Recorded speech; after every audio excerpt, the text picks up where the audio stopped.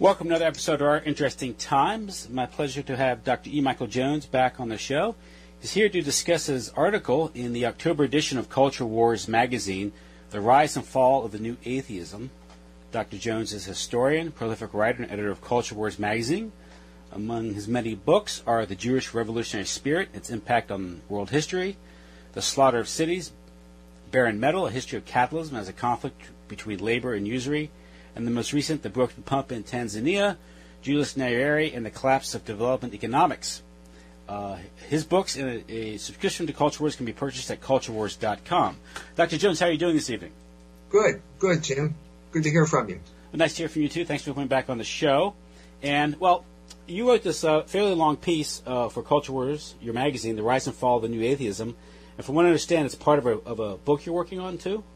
Yes. Okay. The book is, it's tentatively the history of Logos and the Logos of history. And it's about about one word. The word is Logos.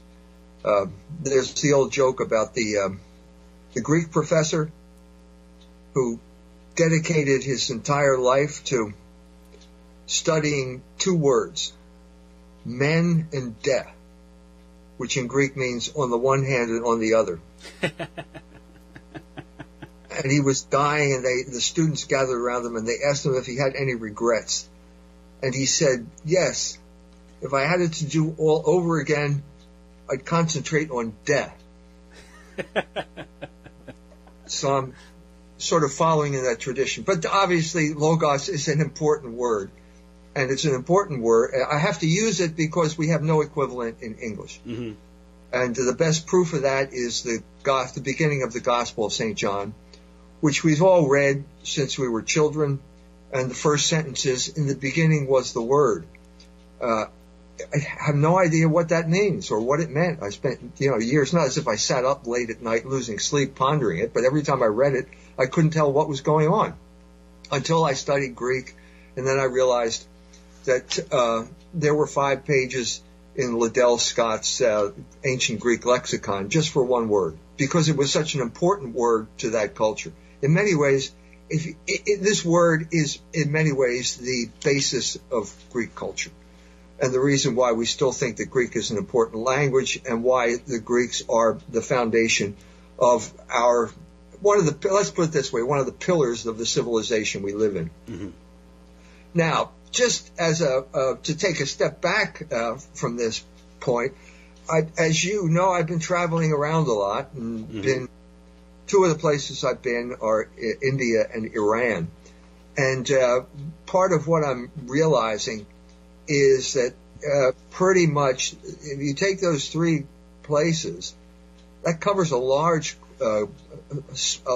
part of human culture on the face of this earth. Because what you're talking about is the Anglo-American Empire, which rules the world and certainly dominates the Anglophone world where people speak English. Islam, which is also a huge world unto itself. And India, which is also a huge world. Now, I could probably include China in this, but I haven't been to China, so I'm just going to leave China out, because I think what these 3 cultures have in common is, first of all, that they were all interconnected during the period that I'm going to talk about at the beginning of the book, namely the 6th century BC, when the term Logos came into existence. It came into existence through, obviously, it's in the Greek language, but it came into existence as a philosophical concept with Anaxagoras, who was one of the Ionian philosophers, Ionia being a Greek colony in Asia Minor. So you have here kind of the intersection of Persia and Greece at this time. Would eventually lead to wars between these 2 countries. But if you have an intersection between Persia and Greece, you also have an intersection between Greece, Persia, and India. All of these countries were related. They were people trampled back and forth, invading each other. India never invaded anybody, but it was invaded by both Darius, and Alexander the Great, and these concepts. So at this crucial moment, the world sort of comes to understanding that there's a basic reality out there. It's not water. This is what Thales of Miletus, also an Ionian philosopher, the first Ionian philosopher, that's what he said. It can't be anything material. It's got to be something spiritual. And the term that Anaxagoras used was logos on the one hand and nous, which means mind, on the other. And it was out of this suddenly across the world, this world, if we want to talk about a large chunk of the civilized world, you had this concept emerging. In India, it was the Vedas talk about Rita or RTA. The Zoroastrians talk about Ahura Mazda. The Greeks talk about Logos. And at the same time, the 6th century, you have the Hebrews writing the book of Genesis, which is about beginnings. And that's what my article is about. It's about beginnings, because when you talk about beginnings, you're talking about metaphysics. And when you're talking about metaphysics, you're talking about God. Mm-hmm. Yes, you'll be in the article, the rise and fall of the new atheism is sort of, this appeared out of the blue, but in the context of, it's about 10 years ago. So talking about the first decade of the 21st century. And you relate that, this new atheism, this phenomenon to, I guess, events of that time, or was it like a convergence of a certain cultural? Well, it was like a dance craze or a moral panic or something like that. Mm-hmm. Everybody was talking about the new atheism. Basically, 4 books came out. Books by Richard Dawkins, Christopher Hitchens, Daniel Dennett, and Sam Harris, all on the topic of atheism. All people, professors or writers or journalists, all standing up and thumping their chests about how macho they were because they didn't believe in God. Some people say that it was a reaction to the threat of fundamentalism, both Islamic and domestic, which is to say Christian fundamentalism. I think there's a better explanation, which I would like to get into as we get along here. Mm-hmm. But I think, I think it was a sign of a crisis, because I think now we've got a severe crisis throughout the world. And by the world, I'm going to say once again, the Anglophone world, the Islamic world, and India all have a crisis. And the crisis is basically a metaphysical crisis, a crisis of foundation. No foundation. Okay? That's what these 3 empires, these 3 cultures have in common. The oldest, of course, is the Indian or Hindu culture. They were the ones that basically, they started out, as I said, in the 6th century, there was this universal attempt to come up with something, 6th century BC, to come up with some type of understanding of the basic structure of the universe. The Indians made a valiant beginning with Rita, and then the whole thing collapsed in India. And India became the classic example of a country with no logos, as Hegel would describe it. The symbol of Indian cosmology is the earth is a semicircle. It's sitting on the back of 4 elephants, and the elephants are standing on a turtle. So what's the obvious question now? What's the turtle standing on? Absolutely. And the answer is on the internet. It's turtles all the way down. Well, that's not an answer. You can't have turtles all the way down. But what you see now is this wrecked Indian culture. It wrecked Indian culture. They lost their moral bearings. Usury became rampant, and not only did usury become rampant, usury became codified in the cultural system, and it was known as the caste system. So basically you had the Brahmin caste, which were basically the creditors, and you had the untouchables, who were the lenders, and it was sanctified as a religious construction. Okay, that foundationlessness is now symptomatic of the entire world. And so I dealt with the crisis which came about in the West, which seemed to be at the moment the triumph of secularism, you could call it that. Atheism is an extreme form of secularism. And these guys were standing out there just saying, they just kind of threw all caution to the wind. They're all Darwinists. Every time you open this book, you immediately get involved with Darwin. Darwin is the operating system of the American empire, the Anglo-American empire. There's no question about it. If you go to Harvard, as my son did, and you want to get into the club like the Porcellian, you better tell them you believe in Darwin, because otherwise you're not going to make it. And if you make it in that club, then you become a Rhodes Scholar. Well, Rhodes Scholar, I guess Cecil Rhodes was the empire builder. He was, spreading the theological underpinning, or the philosophical underpinning of all this is Darwin. And that's precisely what you realize when you read Richard Dawkins' book or Christopher Hitchens' book. It's all Darwinism. And Darwinism is, in a sense, anti-metaphysics. And so what I think happened here, as in what Hegel would call the cunning of reason, is this outburst of atheism backfired, and in a sense, it brought about the collapse of the whole paradigm that is upholding the Anglo-American empire. So suddenly you look at the Anglo-American empire, and guess what? It's turtles all the way down for the Anglo-American empire as well. And that's what these books brought, in effect, made obvious for I think the first final time. They ripped the veil off. They said, this is what we really believe. This is what it's all about. And in doing that, they overturned their own ideology. Yeah, in coming out as sort of a vocal or extreme atheist, fundamentalist atheist, they forget the undeniable fact that atheism itself is a metaphysical claim that must be justified. And it cannot be justified on logic. And then that's when they start getting into, you mentioned Dennett's book, where he claims the universe itself was created itself ex nihilo. I mean, nothing came out of something, but it wasn't quite nothing, which is a logical absurdity. So right? To cut to the chase, the only philosopher among the group, Dennett, makes the incredibly stupid statement, the universe created itself ex nihilo. And then to give the full statement, he says, or out of something very small. This is ridiculous. It's completely ridiculous, okay? For a philosopher to say something like this. First of all, Professor Dennett, here I am raising my hand in the front row. Professor Dennett, if it's something very small, even if it's really, really small, it's still something, isn't it? Well, that means you've already, this is what you need to prove, okay? This is a circular argument here, okay? But let's forget he said that. Let's not embarrass him too much by saying something that's stupid. Let's stick to the first part of his argument. The universe created itself ex nihilo.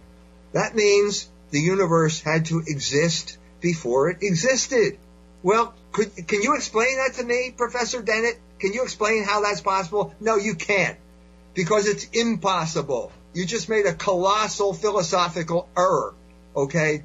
And so what you have here are a group of, I hope I don't offend anyone, but a bunch of metaphysical ignoramuses. Complete ignoramuses. Okay?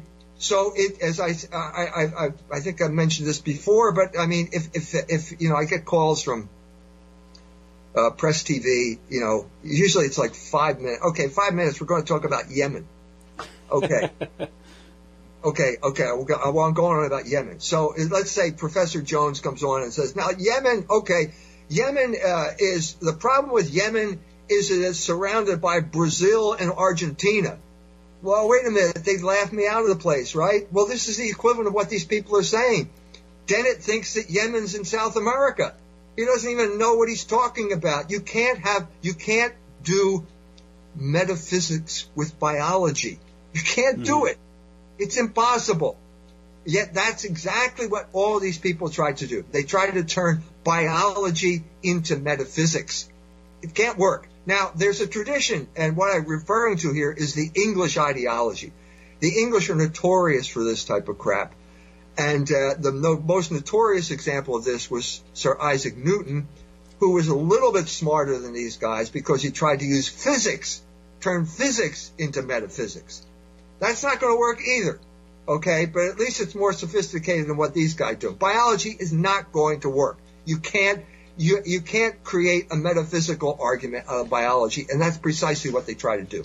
I heard you relate another interview. This was a radio show with Dawkins, and a gentleman called from Scotland. Oh yeah. Can you relate that story? I like that one. Yeah. So it's an atheist talk show host, and there's Dawkins, and they're just insufferably pompous and smug, and this poor guy from Scotland calls up and starts talking about how Jesus entered his life and saved him. And you can see, it's radio obviously, but you can tell they're rolling their eyes when this guy's talking. And then the guy suddenly turns the tables on Dawkins, and he says, well, Richard, was there ever something? Was there ever nothing? And Dawkins doesn't know what to say, Doesn't know. Well, yes. He said, well, if there's ever nothing, then there can't be something. And then Dawkins doesn't know what to say. He's completely dumbfounded by an obvious statement like this. Yes, obviously, nothing can come from nothing. If there were ever nothing, no, there can't be something. Okay? So he says, you need to read a book. Okay, I guess that's a good answer, isn't it? And then on top of that, he makes it even worse, but he says, I wrote 8 books. Well, congratulations. You wrote 8 books. Well, God bless you, Richard. But you didn't answer the question. No, yeah. This is a question you cannot answer. You simply cannot answer it because you can't get around the fact that there is this move from nothing to something which you can't negotiate. Yeah, as you said, there's a lacks the appreciation for the metaphysical chasm between being and nothingness. Yes. Yeah. There's no intermediary stage. Yeah.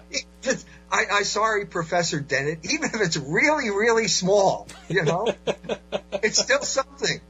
So there's no intermediate phase between nothing and something. Now, the interesting thing is when you start to get into these biological arguments, the evolution arguments, the same applies.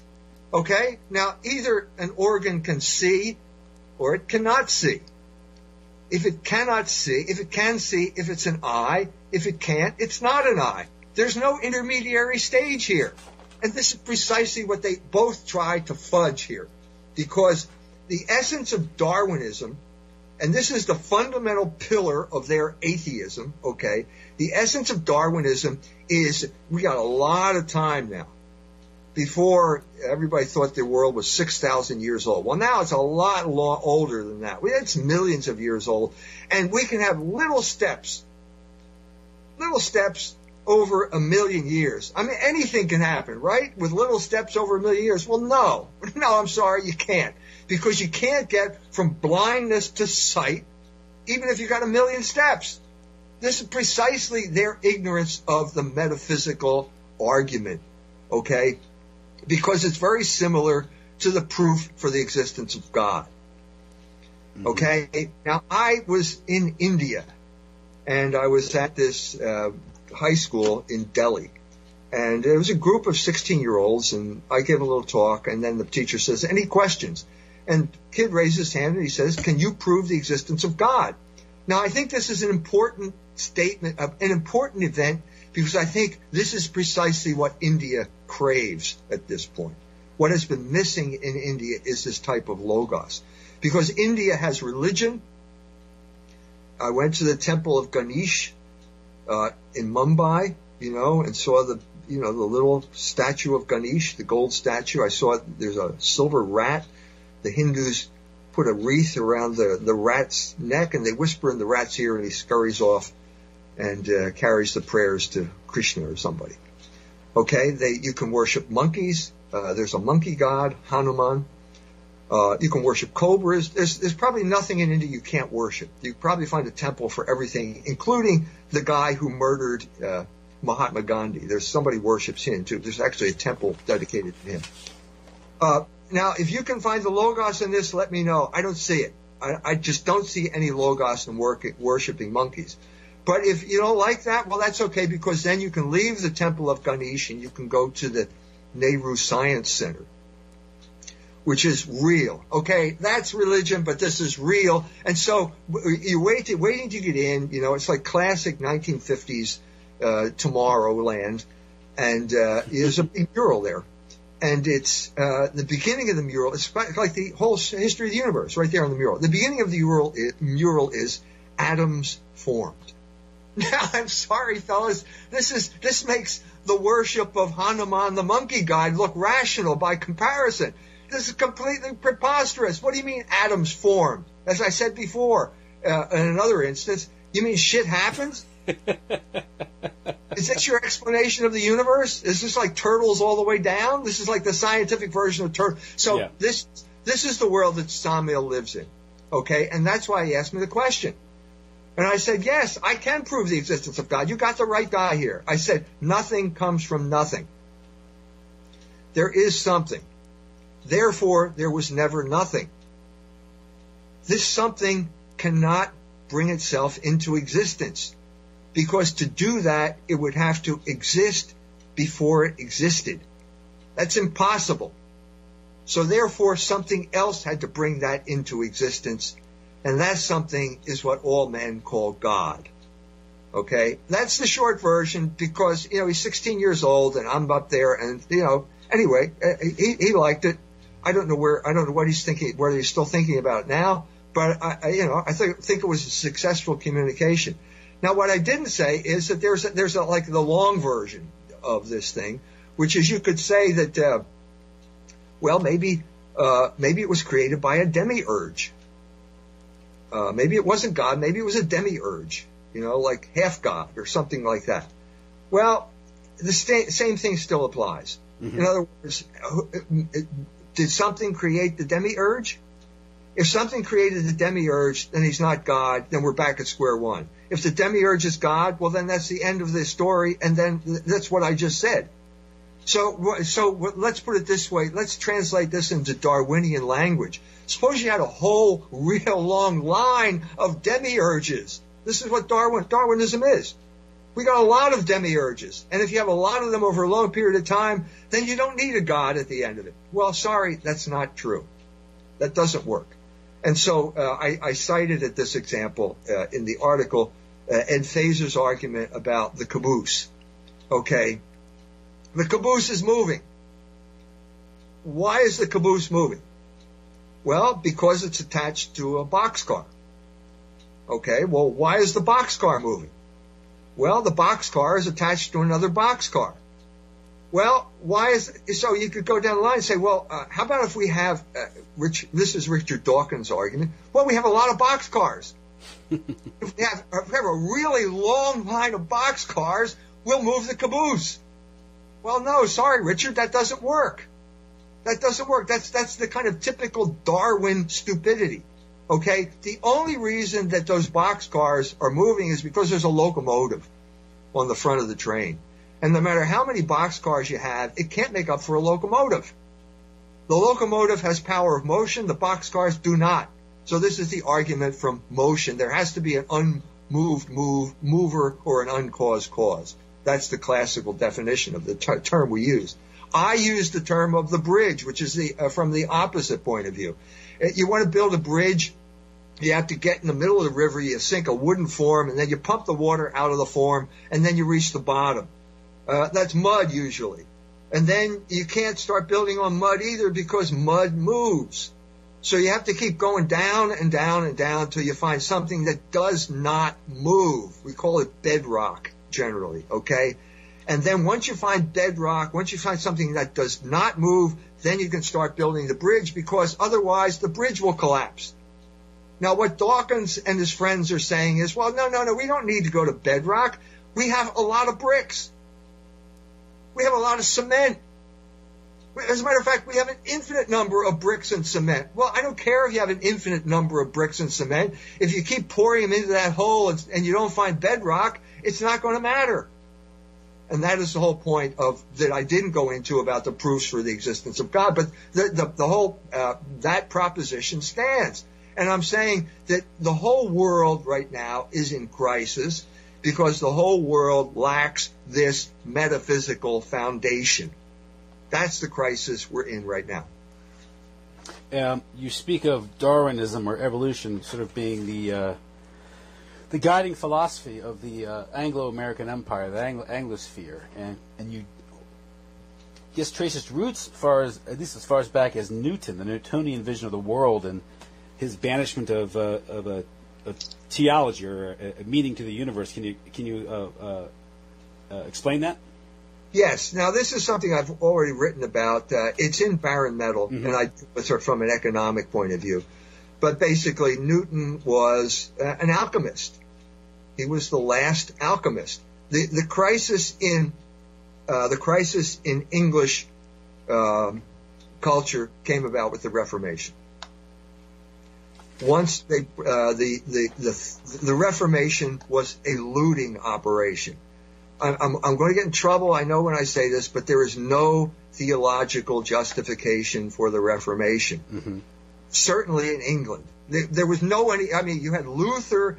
It was a looting operation in Germany, and Luther, wrote a lot of theological treatises and so on and so forth, but it was still a looting operation over there. But in England, there wasn't even a Luther. There's nobody there. It's just greedy, rapacious aristocrats stealing church property. That's all it is, and maybe some Anglican bishop that sprinkled holy water on it, but that's all it ever was. Yeah, you have what's that R.H. Tawney quote?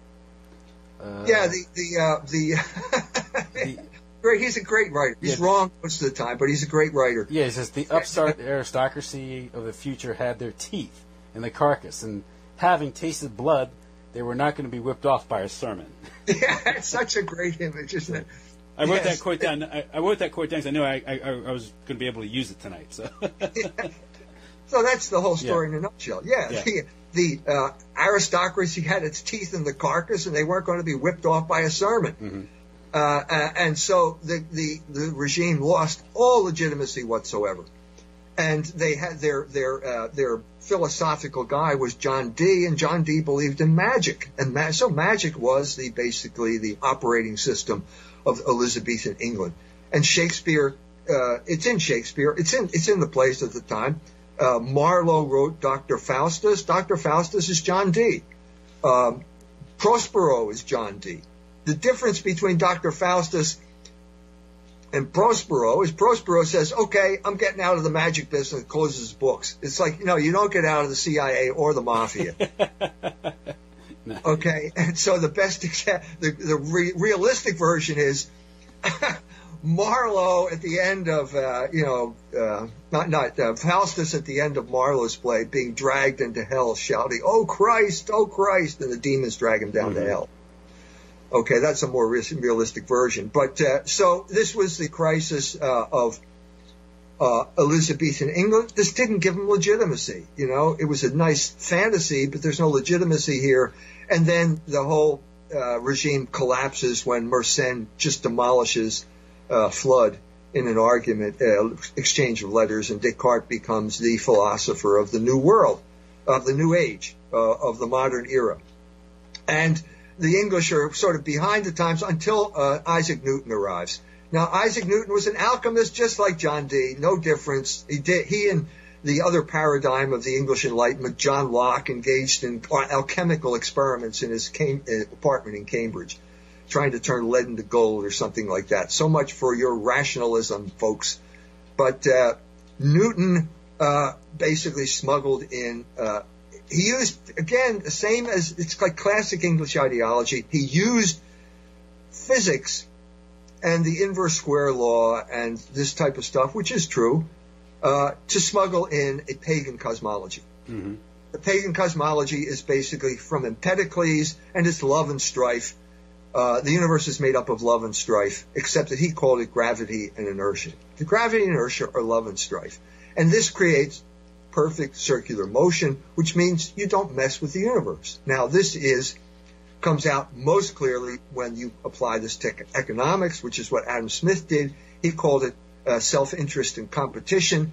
The universe is perfect, so you never interfere with the system, which is something the oligarchs love to hear. Don't mess with my system. I'm making money hand over fist. Don't talk to me about anything else. Just laissez-faire. Leave it alone. And that's eventually becomes down to Darwinism. Darwinism is also basically a fundamentally a use of some form of science to rationalize the status quo, in this case, the fact that the ruling class is the ruling class. They ascended to this by biological determinism. So how can you argue with these people? This is the argument of Darwinism. It's survival of the fittest, which is, if there were ever a circular argument, it's survival of the fittest, which means basically, okay, don't send grain to Ireland because this violates some type of law. Mm-hmm. That's what it comes down to. Yes, yeah. And then, of course, the full title of Darwin's book is The Origin of Species by Natural Selection, or The Preservation of the Favored Races in the Struggle for Life, which right. is telling. Yes. Yeah. So you're talking about a period of time here. The great comeback of Logos that began with Kant's synthetic a priori continued up till 1831, which was the year in which Hegel and Goethe died. And Logos then recedes into the background, and a new ugly form of materialism takes over European thought. And the classic example would be Karl Marx, but also just this scientism, and also basically what we're talking about is racism. Let's be honest here. Darwinism is racism.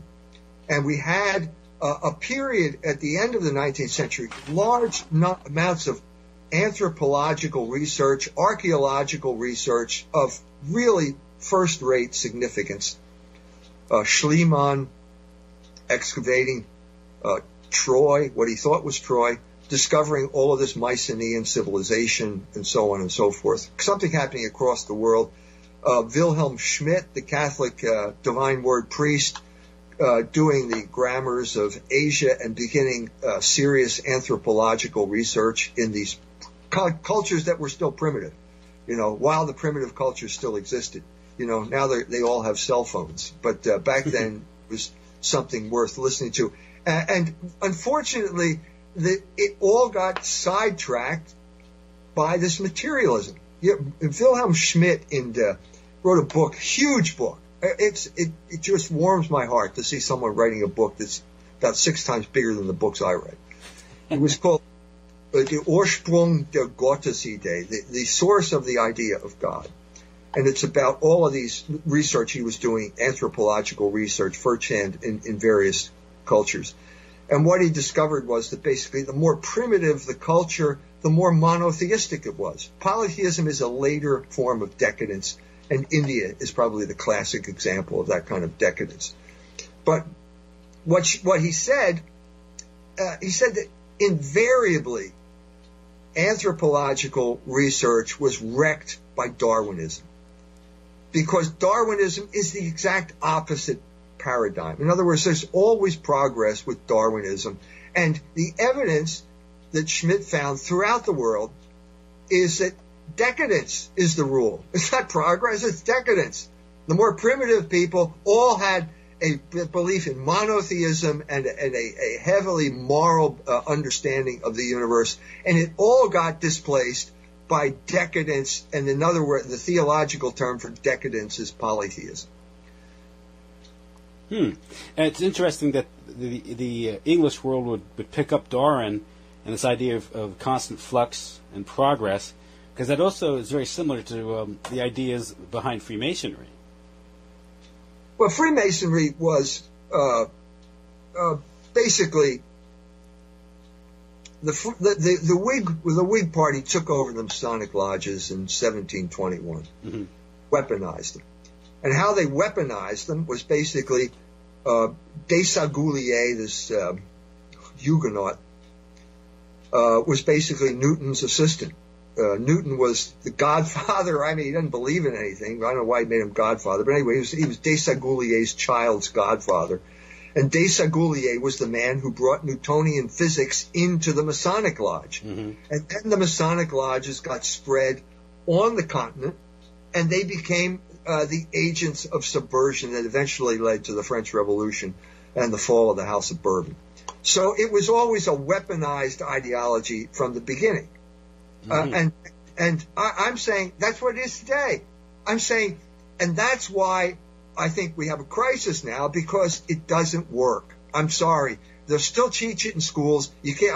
My late Jewish friend Sam Shapiro used to berate me because I was so dumb that I didn't believe in Darwinism, and he said all the people in the biology department believe in Darwinism. All the people at Notre Dame biology department believe in. I said, well, look, everybody in the biology department in the Soviet Union believes in Lysenko too, but that doesn't mean it's right. Actually, my favorite Sam Shapiro anecdote is that I'm out of town, and my oldest son's father-in-law, Usury, the Russian biologist, is visiting. And I'm not there. So Sam kind of just walks into my house, plunks himself down on the sofa in the living room, and he says to Usury, "Who are you?" and Usury says, "I'm Adam's father-in-law." And he says, "Well, what do you do for a living?" And he says, "I'm a biologist." And at this point, Sam says, "Do you know that Adam's father doesn't believe in evolution?" And Usury says, "I don't believe in it either." And I wasn't there to see the look on Sam Shapiro's face when he said this. But anyway, that's the type of thing we're talking about here. Yes, it's an article of faith, but it's over. I'm saying it's over. It doesn't work. In a sense, if I said something wrong, if there's something irrational about what I said, please point it out to me, okay? Because I'd like to know myself, okay? Now, if what I said is true, then certain consequences follow. And the consequences are, for example, well, if you're an atheist, you're irrational, okay? Now, you can be irrational because the will is free. That's the way God created us. But if this is the case, we have to shift the terms of the discussion from ontology or cosmology to psychology. Mm-hmm. Because we really need to talk about, is your problem? You've got a problem. You've got psychological hang-ups. This is the only reason the only way we can explain irrationality, right? If it's irrational, then we have to find some type of psychological cause. And it turns out that there are people who have done this, okay? And I was, in many ways, instrumental in this as well. I'm talking about Paul Witz's book, Faith of the Fatherless, which is basically Paul Witz is a psychologist at NYU. He's probably retired now. But back in the 80s, we published in Fidelity Magazine, which is the forerunner of Culture Wars, we published his article where he kind of floated this idea, which is basically, if you look at all of the famous atheists in history, they have one thing in common, namely father problems. They have problems with their father. And this is significant because obviously God and father are related. And there's no one who said this better than Sigmund Freud, who was like the classic example of the atheist with a father problem, because he said God is an exalted father. Well, he's right. He's right. Not in the way he thinks he's right, because he thought that he just exploded all of theism. No. From a psychological point of view, you're right. Because we get our idea of God from our fathers. And if our fathers are weak or undependable or in some sense inadequate, we have trouble believing that there is a God. Mm-hmm. So the attempt to kill God, so to speak, is sort of I guess Freud would say it was an Oedipal complex type thing, right? That's exactly. So Freud did come up with a good explanation of why people want to kill God. Well, because you want to sleep with your mother, right? Well, that's obvious. Everybody does that, right? Yes. Well, Freud said it, so it must be true. I like one of your lectures you're talking about this, and I forget which lecture it was or when it was. You go and you present Freud's theory regarding this obsession with having sex with one's mother, and you go. I have to admit, this wasn't immediately obvious to me. But it was to Freud. Yes, it was his problem. He's famous, and I'm not. So yeah. But I mean, basically, that mystery has been cleared up as well. Yeah. Because Freud said with your mother or your sister, mm-hmm. And it turns out that he had this sexual obsession with his sister-in-law, and he actually did consummate that relationship. He portrayed in Moses and Monotheism, he talked about this as a kind of divine thing, because the Pharaoh was known as a god, and because he was a god, he could only marry people within his own family. Mm-hmm. So, but Freud got it from Barrowell. It's very clear. No, let's get the chronology straight. Freud got it from Nietzsche. It's in The Birth of Tragedy, and Nietzsche got it from Barrowell. And Nietzsche was part of this whole revolutionary movement, which began with the Illuminati. And the Illuminati, the people, the organization founded by Adam Weishaupt in Bavaria at the end of the 18th century, they had a system of control which they called Seelenanalyse. And if you translate that into Greek, it's called psychoanalysis. Well, this is where Freud got the idea of psychoanalysis.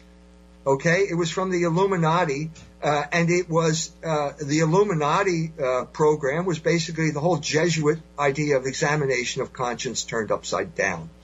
So the Jesuit, you go to the priest and you examine your conscience, you come up with your sins, the priest gives you absolution, and he says, go and sin no more.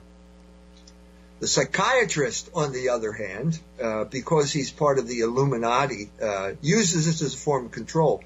So what you go to the psychiatrist, you tell him your sins, and he says, okay, it's okay if you want to do that if you make a big contribution to the Psychoanalytic Society. Yeah. Which is exactly what Sigmund Freud did with Horace Frink, the American psychologist, a medical doctor, and I tell that story in Libido Dominandi. Nietzsche also, he lost his father at a young age too, right? Yes. Nietzsche. There's a chapter in Witz's book on Nietzsche. Nietzsche there's a crucial stage in development where you disconnect from your mother and you identify with your father. Your mother is unconditional love. Your father is the reality principle. In other words, your father helps you negotiate with the world, how to get along in the world. He is the principle of order, just as God is the principle of order. The father represents Logos, just as God represents Logos. And Nietzsche's father was an evangelical Protestant minister, and he died when Nietzsche, I think, was between around 5 years old. Crucial moment. Nietzsche loved his father, and then suddenly he feels abandoned by his father. And he feels that because of that God is not reliable, or there's this anger. In Nietzsche, it's more than just sorrow. It's anger. Like, why did my father leave me? I had to be raised by all these women. I hate women. Nietzsche was a misogynist. He hated, he was just raised by women. Where was the father? Well, he almost found a father in Richard Wagner. He absolutely idolized Wagner. And then Wagner wrote Parsifal, and that was the end of Nietzsche's relationship with him. Because Nietzsche felt that, Wagner had capitulated and, bowed down before God. But there is this anger, this rage against God, and you find that also in these people. Now, a good example here, if Professor Witz is in the front of the class, Witz, by the way, did a new edition of Faith of the Fathers where he dealt with the new atheists. And he mentioned Dawkins. Dawkins went to an Anglican boarding school and was sexually molested by an Anglican priest.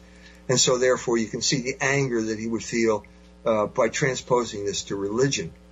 And then there's Christopher Hitchens.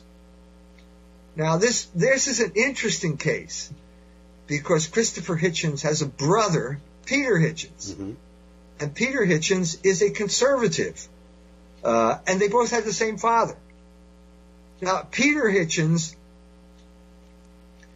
talks about his father as the naval hero. And he was in the British Navy. The British Navy is an important institution in England. Growing up in England, Peter Hitchens talks about this in his book, The Abolition of Britain. How, every schoolboy learns about what a great guy Sir Francis Drake was. We would call him a pirate and a terrorist, but the English, they have a funny way about, this. It's in the Pirates of Penzance, but basically, if you steal a spoon in England, they'll hang you. But if you steal a country, you steal all the church property, or you steal all the gold in the Spanish Armada, they make you a knight.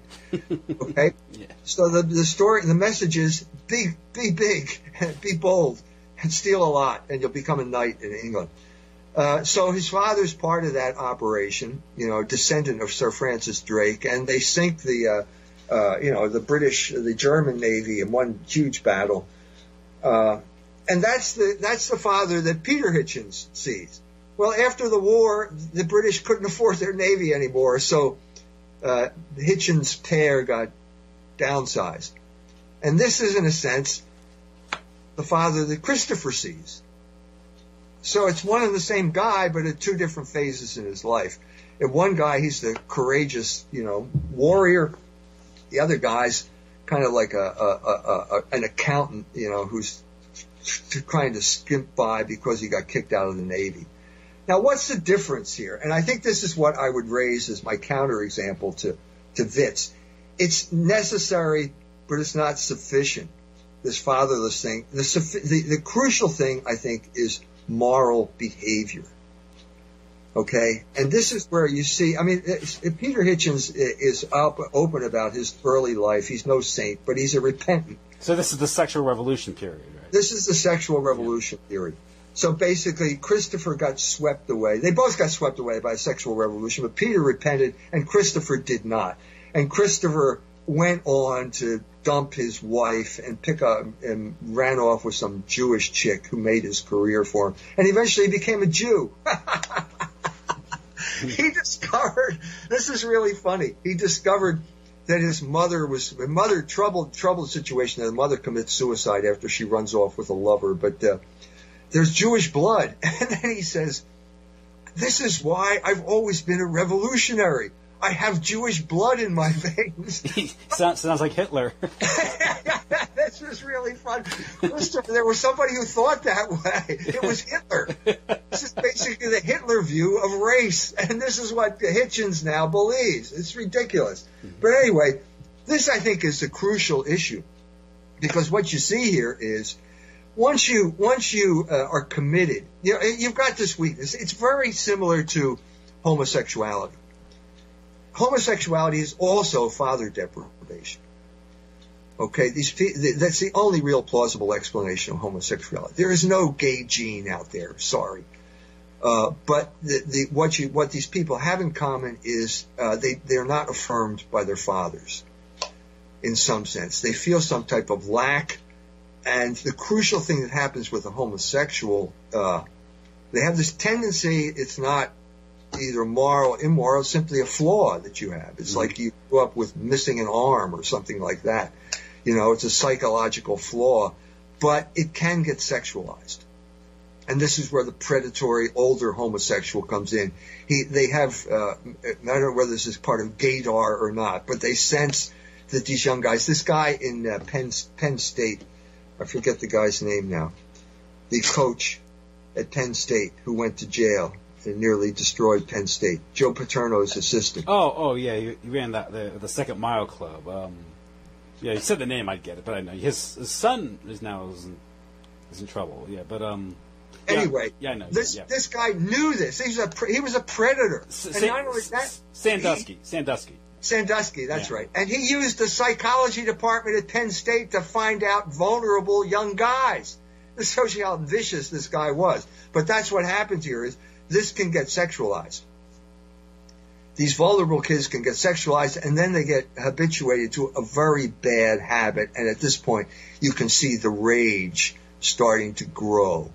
And I don't know whether you saw that recent video of the homosexual in Seattle. Yeah, you and Peter Helen talked about it. We talked about on our YouTube video. Yeah. Well, this is like homosexual rage. They're basically pro-lifers are coming in from the cold after handing out leaflets, and the homosexual barges in and says, "Get out of here! I hate you!" And then what's going on here? You're going to get rid of customers? What kind of business is this? Mm-hmm. What you have here is this rage, at anything that reminds him of what he is. And logos. And logos, yeah. Because he's in rebellion against logos, and that's what adds, fuel to this fire. It's funny because you think pro-life, you think okay, they're opposing legalized abortion, they're trying to, and he himself is making connection between sex and babies. Right. And, wait a minute, you guys don't have a dog in this fight, do you? What's your problem? Yeah, but in a way, philosophically, he does. He does. Of course he does. Yeah. Because he knows that there is a logos to the human body. He knows that that sexuality has a logos that is a teleology that directs it toward procreation. And he knows every time he engages in sexual activity, he deliberately thwarts that intention. Mm-hmm. And that fills him, whenever you remind him of that fact, he's filled with rage and wants to kill you or kick you out of his club.